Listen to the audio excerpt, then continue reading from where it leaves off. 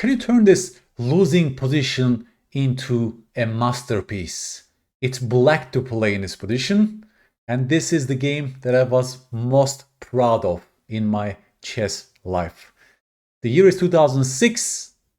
I'm playing in the team championship with the black pieces. The final round, we have to win this game to qualify to the first division. Very important game, and I found myself in a terrible bind with the black pieces. Sicilian defense went terribly wrong. My king is stuck in the center. I gave up a pawn. White has these beautiful central pawns in the center, and objectively, I am busted. And then I found the resource. First of all, folks, black to play. I want you to actively search for a swindling idea for black in this position. Look at the entire board. This example will also train the skill of board vision. You'll be looking at the entire board to come up with a beautiful swindling idea for black that will turn this game around. First things first, what are you seeing? What could be our saving grace in this position to start with? Folks, black has the bishop pair, but this bishop on g6 sucks, don't you think? It's just totally blunted by the pawn chain in this position. How about the king on a2? Let's enlarge our board vision. If we go for a counterattack, it should surely be on the king on a2, don't you think? The king seems to be defended well for the moment. The king is also guarding the bishop on b3 at the same time. Our rook is beautiful on c8. The bishop is also controlling some squares. The queen is also on the queen side at least. But it seems like there is no clear way forward for black to start an attack against the white king. Now, I want you to go a little bit deeper. Use your imagination. Would there be a nice way for the bishop somehow to join the attack on the queen side against the white king? I recall, if I'm not wrong, this was something like this that was going on in my head when I was searching for all kind of resources, invisible looking ideas to fight from this position. Then I noticed something, and that's my final prompt to you. Maybe black can mate the white king in 3 moves if all goes well. How about that, folks? Yes, I am asking you to invite the bishop to the party on the queen side, but what is that mating attack that I'm talking about? Force yourself, please. Use your imagination. If this bishop will be somehow easily transferable to this diagonal in 2 moves, then maybe the queen sacrifice will be working for us, don't you think? Queen takes b3, king takes b3. What is that final piece that should give the final mating attack and the final mating blow? Yes, I'm envisioning a bishop f7. I'm using my imagination to create a mating net in 3 moves. And that's exactly what I saw in this position for black. And I got excited. I got so excited, you can see. Adrenaline rushed in, my heart rate increased, and I played the move. Do you think I went f6 or f5, folks? Now comes a psychological question. Psychologically, imagine you spot this resource. Would you then go f5 or f6 in a practical game? This is your task right now. Stop the video, think psychologically. Which move would keep your opponent, let's say, not see your threat, would increase your swindling chances? Yes, folks, after I pondered on this a little bit, I played the move f5. f5 looks like a move that is totally about the center, don't you think? My bishop wants to activate, I want to rip open the e-file, and I want to somehow activate my pieces, right? And after I played f5, only after 5 seconds of thinking, my opponent played the move g takes f5. And you can imagine my joy, my excitement at that moment. I was above the clouds, basically, right? He has probably only thought about this move as a one-sided move. I will take back with the bishop. Well, there's still no pressure on the e4 pawn. It's well guarded. I'm attacking h3, but I also open up the f-file. I invited rook f7 ideas. Of course, he was happy. Of course, he was happy, right? He was happy about this exchange, and his rook got active. He is not facing any issues on the queen side or in the center as well. But after g takes f5, I started looking at his king. I couldn't even believe my eyes, guys, right? You can imagine that. In 2 moves, I am generating a mating attack. And then I play the move queen takes b3. Bam! And he was totally shocked.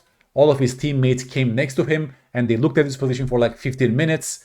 I was so happy. I even left the board, right? I basically was just running away, got myself a cup of coffee and just enjoying this position a little bit and just enjoying the fact that I managed to swindle my way. If he takes back the queen with the king, then comes beautiful mate. Look at this. Isn't that cute, guys? Look at the final mating picture. My rook is controlling these squares. My bishop is controlling that square. My other bishop is controlling these two squares as well. And look how his own pawns are limiting his king as well. That's a beautiful mating picture that only involves 3 pieces. You don't need the queen. The queen's task was only to pull the king, right? Attraction, I think it's called. Pull the king towards the center of the board, right? Deep inside my camp for the final mating picture to become possible. If he doesn't take my queen, it doesn't change anything, folks. If he goes to b1, then bishop f7 anyways, and no one is stopping the mate with queen a2. Look at that. His king is totally cut off on the c file. Queen a2 will mate on the next turn. So he resigned after I played the move queen takes b3, and this game gave me a great joy. Dramatically, our team didn't manage to win. Even after we were ahead 3-0, we lost the remaining 3 games and we couldn't qualify for the first division. It was a very dramatic night for the team, but this game left a huge impression on me. It taught me to never give up, looking at all the resources, even in the direst circumstances. If we search deeper, if we know also some mating patterns like this, right, we can find those resources. Of course, I was looking at every possible resource to create something on the queen side, and then I spotted, using my imagination, that this mate will be possible. I got very excited, but I was in between f6 or f5.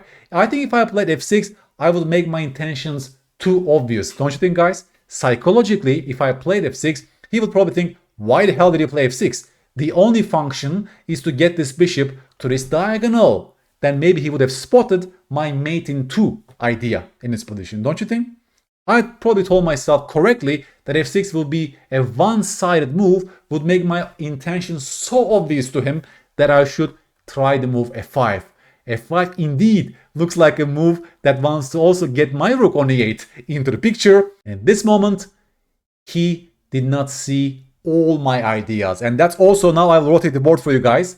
Imagine it's white to play. Imagine they play the move f5 against you. And imagine that you spotted their real intent. That's always the first question, by the way. Whenever your opponent makes a move, you should ask yourself, what would they do if I don't make a move right now, right? That's always a key question. And of course, the problem for white was this. He's only looking at my idea of f takes e4, d takes e4, and maybe bishop takes e4. He's interpreting this move only in a single dimensional way. He's totally ignoring the fact that my bishop can now teleport to this new diagonal, right? Even for strong players, this process can sometimes falter. People don't ask themselves, what are all the threats behind the opponent's last move? This question could have saved white in this position. And once you see the real threat, folks, please tell me the best move for white. White has one move that gives them a winning position. You're a great player, folks, if you found the move knight e2. Knight e2 not only guards the bishop on b3, but also cements the central pawn on e4.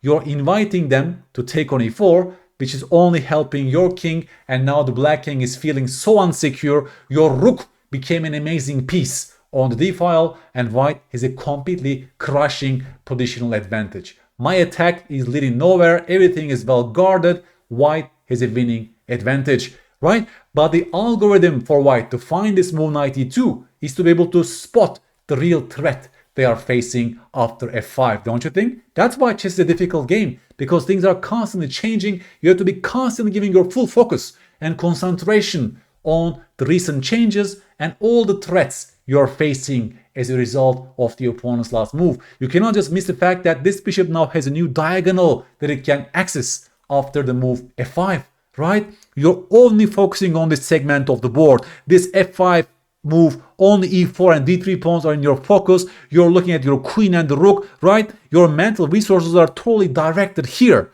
You're totally ignoring the other side of the board. And that's also a huge problem for beginners, right? Lack of board vision. They're only focusing on one sector of the board, completely missing out on long-range pieces, bishops, queens, fianchetto bishops, sniper bishops, and so on. This is also great training to improve our board vision. Such great exercises can really help us to drill the right thought process, but also improve the board vision specifically, folks. I was very happy when I found my way out in this position and turned the game only in 2 moves. Incredibly beautiful and memorable. I realized I did not make a video about this on this channel, and now I'm doing it after 18 years. It was 2006, right? 18 full years have passed, and this game is still in my mind. I can tell this to you or to my grandchildren later on. It's one of those games, folks. I hope you enjoyed it. I hope you got the right lessons, and now you're one step closer to swindling your way out to beautiful victories like this. I can assure you that these kind of swindles have a great impact on you. You will remember those games in a much nicer way than some of your normal victories. That's human psychology for you. Thank you so much, and I will catch you on the next episode. Bye-bye.